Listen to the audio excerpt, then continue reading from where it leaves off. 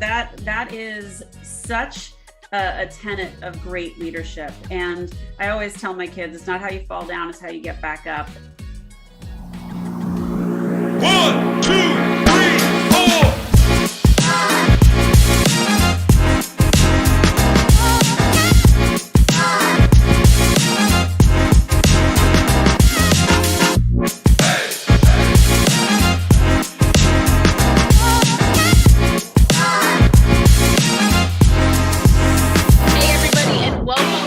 Today's medical sales leader. I am your host, Claire Davis, and today I have an incredible guest with me. She is the Chief Heartbeat Officer over at Heartbeat for Hire, Miss Lyndsay Dowd. And I am so thrilled to bring her to you today because if you have been operating in sales, in medical sales, or in the business industry in general, if you've ever had a manager, this one is for you, because we were just talking about it backstage, that when you become a manager or when you are under a manager, you quickly find out that the whole the manager can make or break you is very true. But here's the catch. What if you become a manager and you get promoted to that role? Now, how do you inspire your people? So today I'm here with Lyndsay to talk a lot about this and about how you can infuse and create a culture of support and enthusiasm from your team that's genuine, not just pool tables and free beer at the end of the week on Friday. So Lyndsay, thank you so much for being here. Thank you for your time. Welcome to the show. It is my pleasure to be here, Claire. And you know this topic is near and dear to my heart, so I'm happy to do it. Awesome. We are so glad you're here.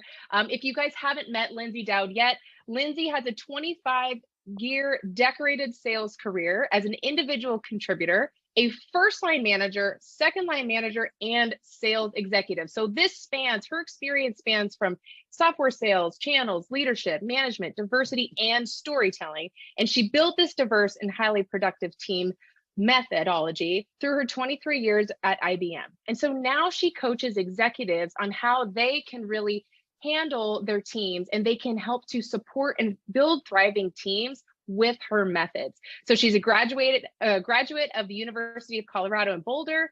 She's completed sales and management courses with Harvard and Duke and dozens of other sales and management organizations. And she's a wife and mother to a teenage boy and girl twin and her rescue dog, Pansy. So we were actually just showing a picture of our new Traction Resume puppy, Rudy, here, who's rooting for you. So we're just so thrilled to have you here, Lyndsay, and she's coming to us from north of Boston. So thank you very much. And I want to jump right into something I heard you talking about with the wonderful Christina Mendonza the other day on her podcast. And I know she's been on yours as well. Yeah. You guys were talking about how culture, while it's incredibly important, is sometimes tricky for people to understand how to create. And it's not just those pool tables in the break room, the free snack bar, and the Friday afternoon beers every week. So can you talk a little bit about what the perception of culture is and how you build a real authentic one that people thrive in? Oh, yeah. Great question. And I'll give you a little visual that will help people understand the feeling of culture. And then I'll dig a little deeper. So a dear friend of mine and a leader who I've admired for many, many years, she said to me the other day, she said, Lynn, when the phone rings and it's your boss calling, do the hairs on your neck stand up, or are you happy to take the call? So that should just give you kind of a sense of how do you feel about the place that you work. And culture is a lot about feeling, but as leaders, if you've never had a good leader and you've never had someone who can inspire greatness in you, you don't know what it looks like. And so I coach leaders and executive leadership teams, and I speak to companies about how to create this irresistible culture that creates a sense of pride of place. And here's a statistic. When people are happy, they're 6 times more productive. 6 times. So wow. It's in everyone's best interest to figure out ways to get to know their people. And I have a methodology that I apply, and I teach leaders how to do this. And it starts with a really simple question. And all of this goes to the foundation of trust. So the question that I like to start with is, how can I be the best manager for you? It's a super humbling question. And first of all, I've done this before. I've asked my teams this question, and you are admitting you don't know everything. Oh, shock. I mean, nobody does. Don't tell them. Right. But when you say that, you're going to get different answers from everyone that you ask. And some people are going to say, Lynn, I just need someone to role play with. Can you help me with that? I just need an escalation point. I need you to help me manage some executive relationships at the client, but otherwise I'm good. I don't even know what I'm doing. My job doesn't make sense to me. Everyone's coming at it from a different place based on age, tenure, experience, what their career aspirations are. And it's your job as a leader to understand where your team is at. Mm-hmm. Here's the other benefit. When you do that, if you're in the C-suite, you can call on any one of your managers around your company and say, tell me what's going on your team. Who's a flight risk? Who do we have to get more training for? Who's happy? Who's disengaged? And they're going to know because they're having those conversations. And in sales, the one thing I hate is when I hear a leader saying, I don't have time to talk to my people. Mm-hmm. Really? Okay. Well, then are you in the right job? And here's the real scary thing that happens in sales. This happens a lot. They take someone who has crushed it, absolutely killed their number. They're absolutely doing amazing. And the company says, well, we need to magnify that. We need to make them a manager. I don't know about you, but the best reps that I've ever come across are absolute tigers, sharks, dynamos, because they're interested in their pocket. They're interested in doing it for themselves. They don't necessarily care about the team. They don't necessarily care about other people. So putting that person in charge of other people, knowing that they don't really care about anyone else, is a recipe for disaster. And here's what else happens. Those same people manage up very well. They know how to cover their butts. So the people above them don't know how everyone below them is suffering. I'm not saying this is the case for every rep that becomes a manager, but it's certainly a pattern I see a lot of. And because they manage up well, and they're not afraid to step on people along the way, the culture keeps getting chipped away at. So that was a very long answer to your very simple question of what is culture. But I wanted to kind of identify some of the hot spots and the real gotchas that people need to be aware of. Yeah. Well, and I think it's a testament to, long answer or not, I think that culture, I think that management, there is no short answer, right? There's so many variables. And, we've of course heard of the Peter principle of like, if you are a really great rep and then you get promoted to manager, that might not be your zone of genius. So, in your opinion, just to kind of dive into that a little bit more, when you've seen reps go into management, is there like a litmus test, or is there sort of a marker that you see to say, okay, they do have management potential? Like I see these things, and those maybe who should stay in sales because that's their sweet spot. What's that look like? I actually will do this with another story because I'm a storyteller. So I was running a really big organization at IBM, and I had this woman on my team. I had inherited a whole bunch of teams from a bunch of acquisitions. These people didn't know each other. They didn't know what the other one sold. They really weren't interested in each other.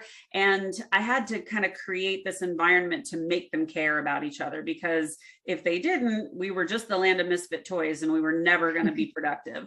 And this one woman said to me, she said, Lynn, we've got a couple of people on our team. I don't think they know what they're doing. Would you be okay if I coach them? She's an individual contributor. She's just stepping up and she says, I want to help. I see a spot here that needs some help. She goes and calls one of the reps, and she calls me back and she says, okay, we've got a problem. What's that? She goes, PJ doesn't know what she's doing. She doesn't know what her job is. She was moved over here from marketing. It was a reorg. We inherited her. She's totally lost. I said, well, let's get on the phone with her and let's find out what's going on. We had a chat. We talked about, this is the purpose of your job. Do you get that? She goes, yeah. I go, but more than that, do you understand we have your back? And she's like, what? And we said, yeah, no, we've got you. And these are the kinds of things you can ask. These are the kinds of things you can say, I need, to your clients, to your partners, whatever. We've got you. If something goes sideways, we've got you. And so Emma, the other woman, is sitting there listening. And she's like, Lyndsay, I just loved what you said. That was awesome. I want to go do this again with someone else. So I'm watching her volunteering to coach these people. And I pulled her aside at one point and I said, Emma, has anyone ever asked you if you want to be a manager? She said, no one's ever asked me. She said, I would love to be a manager. And I said, Emma, when I have an open rec, you're going to get that job because I think you've got greatness. Now, Emma also was a phenomenal seller, and she wasn't afraid of a challenge, but she became a brilliant, brilliant manager. And she was very humble and always took notes and always would say, I want to run this by you. I think I know what I want to do, but check me on this. Is this how you would do it? And when you have that kind of open relationship where she knew I trusted her implicitly, and I said, use your instincts. You've got them. You know what you're doing. You don't need me, but you can check yourself anytime. She felt supported. She felt empowered, and she was ready to fly. Now, I'll contrast that with a totally different story. I had a rep, rock star rep, was getting $1 million paychecks. I mean, $1 million commission checks, not paychecks. She was crushing it. And someone told her that her resume looked stale and that she's been doing the same thing for 10 years. And I said, who told you that? And she told me, I said, well, don't ever listen to that person, because if I'm $1 million commission checks, I think you're doing just fine. And the fact that they think that you need a career change is their problem, not your problem. Your problem is not that. You've got other problems that we got to work on, but that's not it. And she was one of those people that knew she should never go into management. She didn't want to. She didn't want to manage other people. She only cared about herself, and she was fully self-aware and could admit that. So just two very different characters, two brilliant women. And that's a really important conversation to have with both of them. But if I hadn't taken the time to really kind of get under what makes you tick, what makes you happy, I wouldn't know. And I might promote the wrong rep. So you just got to really kind of understand where people are, and asking those questions about, like, what do you want to be when you grow up?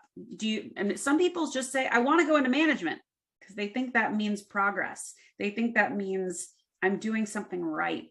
But they might not understand that that takes a lot of work, and it's really hard, and you've got to invest in your people. Yeah. And it's almost got to be a part of you before you even take it, it sounds like. So, I really love this first story, especially that you shared, because being in the resume business, a lot of times before we position a candidate on paper to take a new job, say they want a career pivot and they do want to get promoted or try something new, I think there's really something important about hearing from that person that they want to go try it first, or they want to go see if they can jump in and do some project management gratis, just to see what it's like and see if it's a great fit. I mean, that woman, she may or may not have recognized that she was doing management. It sounds like she didn't recognize it until you tapped her on the shoulder and said, hey, this is what management is. It's you deeply investing in your people. It's you making yourself available. And I think that there's no wrong way, like you said. No. But you know what, to that point, Claire, as a leader, delegating is a really important leadership act to do. And when you delegate, and I don't mean like, I have to do this horrible thing, you want to do it for me? I'm not talking about that. I'm talking about when you're having those conversations and someone says, Lyndsay, I love to speak in front of people. So next opportunity, could I deliver a pitch? Could I do something? Yeah. In fact, we've got an all hands call coming up and I have to give a presentation on this. Why don't you do some of it? And, you could help me with the slides, or maybe I could even give you a couple of slides. And when you can give people those opportunities to shine, or I love analytics. Can I work on a report? Sure can. Be my guest. But when you phrase it the right way and you present it the right way, they're going to be so excited at the opportunity to shine. And I know when I've given people those moments and those actions to take, they take them really seriously because they want to make me proud. And that's a sign of a really good leader. It's something everyone can do. That's awesome. So often I work with a lot of executives when they're putting their greatness on paper, right? So we're creating resumes for a lot of folks in leadership. And I have to say that the questions about motivating their team really didn't crop up as often as they are now. And I think it's because now they have to do a majority of their management outside the office, so over Zoom. So a question I have for you is, what are other ways that managers who primarily, speak to their team in a group over Zoom can get their people excited again?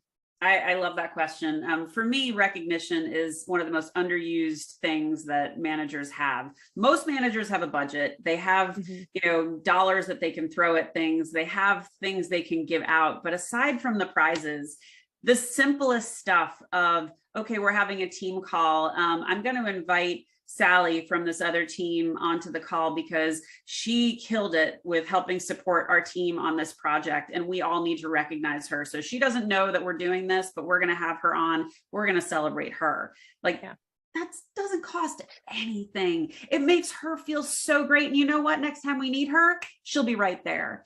And, giving someone the spotlight on your own team to say, okay, this wasn't the biggest deal of the quarter, but you know what? It was so important. And here's why. And I want to give the floor to you. And what happens is you create this friendly competition and they want an opportunity to shine. So recognition is an easy one. And yes, you can do all the typical management things, prizes and trips and, all that stuff. And of course, if you're in sales, you earn that stuff anyway, but that is just an underutilized one. The other thing is language. And I'll give you another story. And this is a horribly true story. So I had a manager say to me once, Lyndsay, I don't like how you handled yourself on that call. You didn't represent the company well. You didn't represent us well. It really wasn't good. Do right the next time. Well, how do you think I did the next time? Right. I was so anxious. I was so nervous. I was so stressed. And I wasn't relying on my personality, my sense of humor, my instincts. I can read people and I couldn't do any of that because I was so consumed with screwing up. And had she just said, how do you think that call went? Well, I didn't like how I said this, and maybe I could have done that a little differently. And I think I forgot the point here. Okay. What do you need to do great next time? Do you want to role play? Do you need more information? What can I do to help make you be successful? Because you got this. You were hired for this job and you know what you're doing. We're getting to the same goal, just a completely different way of saying it. And you know what? If somebody says to me, how do you think that went? First of all, they're asking me to be honest. Now I can lie, but I'd be lying to myself, if I did a poor job. But all of a sudden I have an opportunity to build some trust and somebody's taking an interest in me. They're investing in me. So I'm going to step up and be honest. Now, if you're going to lie to yourself, then you're just going to sit in your delusions and nobody's going to get any better. But the truth of the matter is language choice and communication matters. Your words matter. And whether you're a leader or a colleague, you have to think about how it's going to be received, especially if you are a senior leader, a C-suite person. I had a GM say to me on a call once, I asked a question and he screamed at me in front of like 14 people. And it was totally unnecessary. And it wasn't even directed at me. It was directed at someone he wanted to fire, but I didn't know that. And I was crushed because this is a guy I was trying to impress. I was running a whole business for him. And I talked to one of his direct reports afterwards. Of course, I was a puddle. I was like, oh my God, he dressed me down in front of everyone. It was awful. And she was livid. She was so angry that he did that. And a few leaders called him out and he had to call and apologize to me. But the reality was I never trusted him again. I thought what he did was so irresponsible and so hurtful. And so it's just, your words matter and the way you show up matters. And that's just really important. That's amazing. And, first, I'm glad he called and apologized. But I'm sure that, when emotions run high, I mean, look, we're talking to salespeople here. Like in my case, I work with medical salespeople. You work with salespeople, managers of all kinds. The stakes are high. Of course, emotion is part of this conversation. And so I think that's a really valid point on our words do matter. And it's a reminder that what we do say affects the bottom line in a direct way is how we help manage and help to bring forth the mindset of the people who are managing. Yeah. I mean, and you think you hear all this talk about quiet quitting, which nobody's quitting. They're just disengaged. Right. Just a buzzword because they needed one. But the truth of the matter is they're quietly quitting because they're uninspired. They're and leaders are really meant to provide three things: connection, collaboration, and purpose. not enough leaders provide purpose, and purpose is explaining to your team how your contribution matters to our bottom line. When your team understands that, they're like, oh, wow, that is important work that I'm doing. It feels different. You understand why you're there versus just mailing it in day after day, doing my CRM, whatever it is I'm doing to just try and get people off my back. No, if I act with purpose, I might really put my heart into this, and that's good. And the connection, leaders have to provide that. If you go back to my team that was, from all the different parts, they didn't know each other.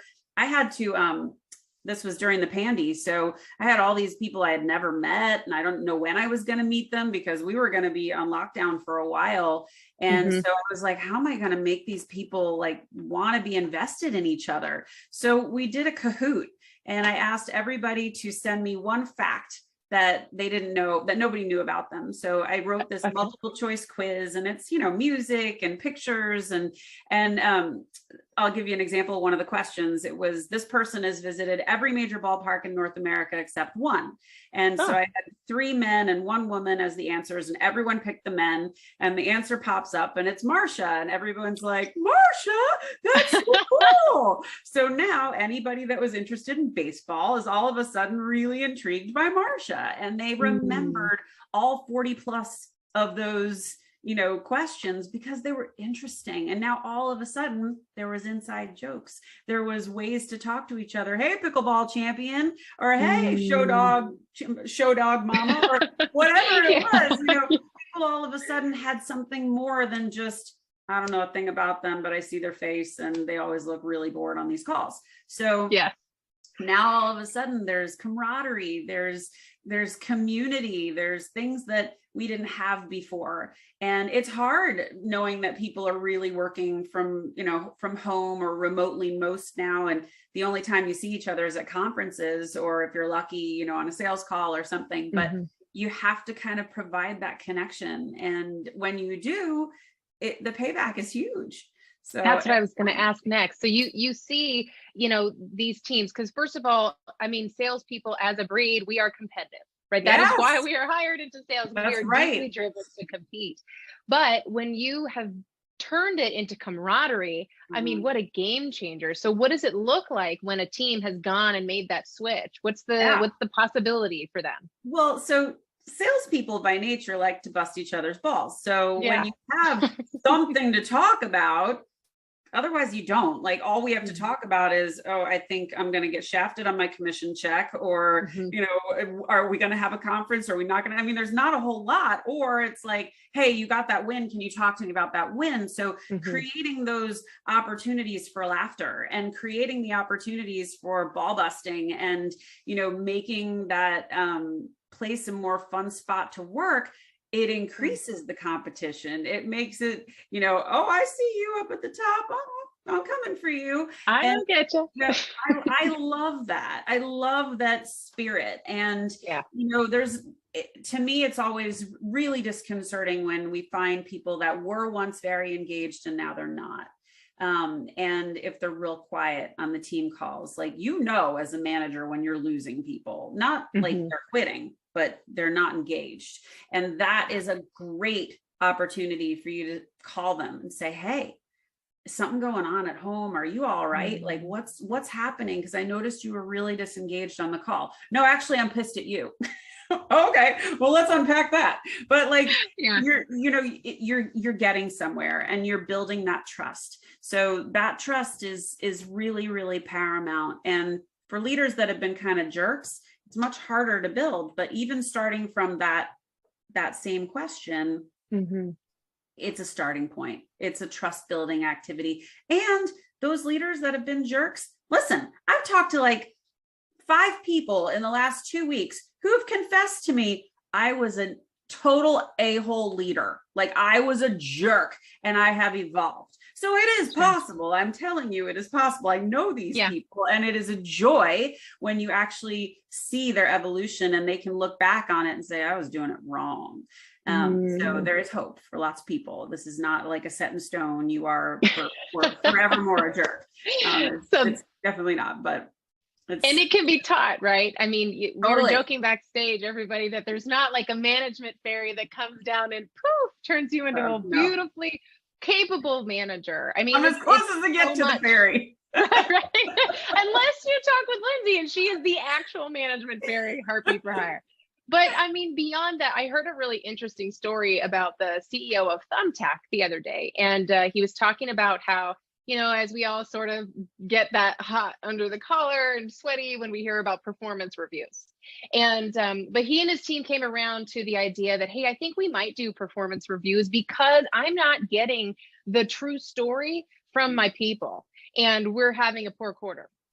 So he did these reviews, and once the entire management team also did their reviews, he shared them after some deliberation with the rest of the company. Yeah. And he said that the ripple effect that had within his company by sharing his vulnerability, right, in some areas where he needed to improve, united the company in a way that like no other no other TED Talk could, right? I mean, like truly people then felt comfortable with him. Oh, Claire, that is such a tenet of great leadership. And I always tell my kids, it's not how you fall down, it's how you get back up. And I'll give you another story. This is a horribly true story, but I'm being vulnerable. I met a guy on LinkedIn, really lovely human. We're having our first coffee chat conversation. And towards the end, I said something about another leader, and I was describing him, and I was saying, oh, I think he probably had some kind of a disorder. And as the words came out of my mouth, I went, oh my God, I could see it on his face. He was disengaging, he was offended. And we hung up the phone, and I immediately sent him a note, and I said, Sam, I'm pretty sure I offended you with what I said.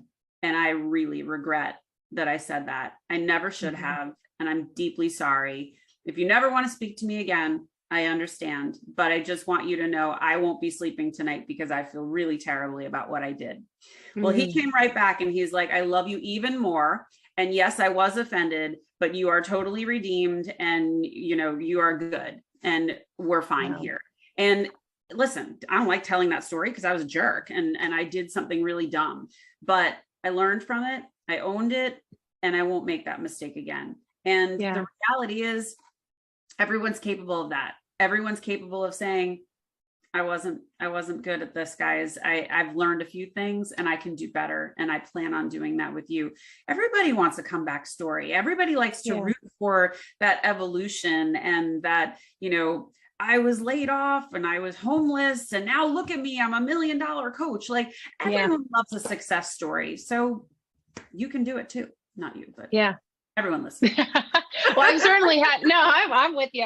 I think everybody, certainly everybody listening, let us know if we're not the only ones who have definitely stuck our foot in our own mouths. Like I know for sure I have in business, for myself, at work, for somebody else, and certainly with my kids. So it's just being a human. And what really inspires me about that story is that I think because you are so willing to be vulnerable and be real with people, they are comfortable to do that as well. I mean, you and I were talking a little bit before this about, so I was laid off 4 times in almost 5. And of those times, there were only 2 scenarios where I felt comfortable enough to go to my manager ahead of time and say, hey, things aren't cracking like they should. I really need help. I'd love to hear what you think I should do because you are here, the leader of the ship.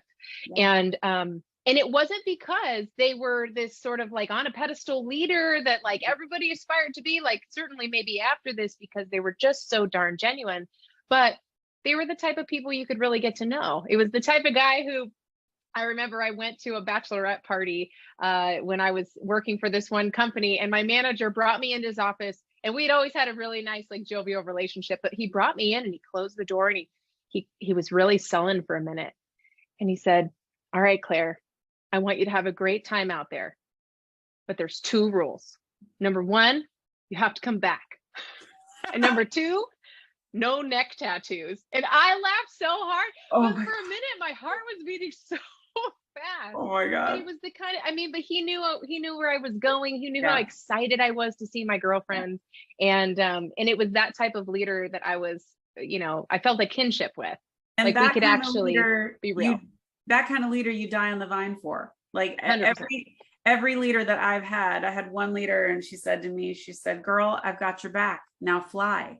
When someone says that to you, you're like, okay, I'm gonna do something different. I'm gonna try something new. I'm gonna show everybody I can do this.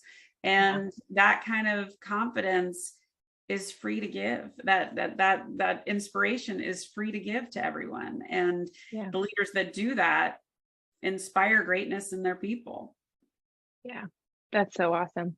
Okay, so I have I love that mentality of we've got your back. And I have one more question for you, because today's medical sales leader is really built on, what was working yesterday, what was everybody doing 10 years ago, sure, but now what's working today. And maybe can you share with us a little bit about like the methods you use to help leaders be really effective, and what is different today that people are doing and seeing success with? Yeah, I mean, the easiest place to start is the Great Resignation really forced a lot of leaders' hands. And people weren't leaving because they weren't getting paid well. They were leaving because they were fed up. And the reality is, I know so many people that left jobs with no jobs to go to. They're just like, I'm out. I don't want to be treated this way anymore.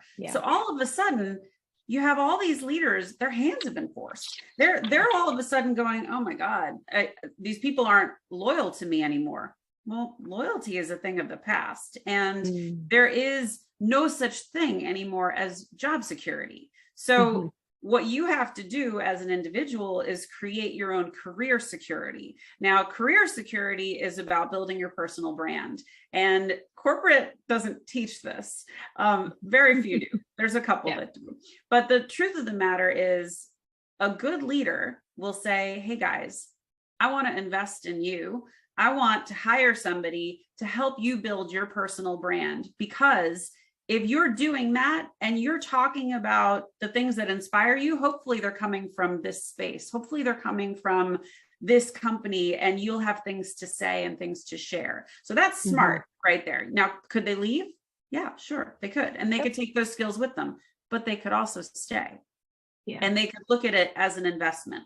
So leaders are faced with this obvious shift of they're no longer looking down at the interviewer. There is just as many questions coming back at them. And I teach people all the time. I said, when you're looking for a new job, you want to be asking questions about, talk to me about your culture.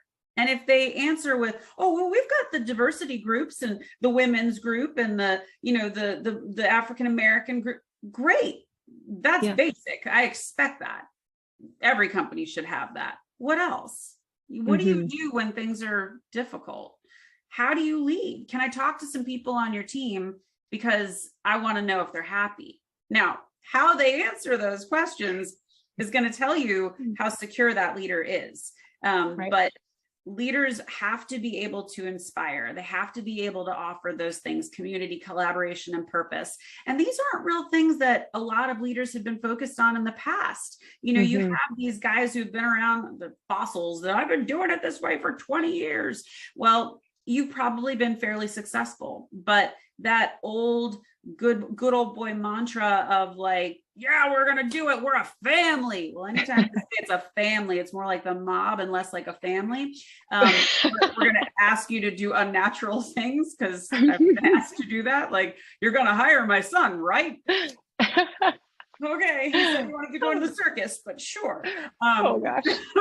So, those kinds of things are all warning signs, but the truth of the matter is people have options. And I don't think there's really a lot of people like me that stayed at companies for long times anymore. Like you see them bouncing, every couple of years or every 3 years or even every 1 year, and it's no longer frowned upon. So it's incumbent on these leaders to find ways to keep their people.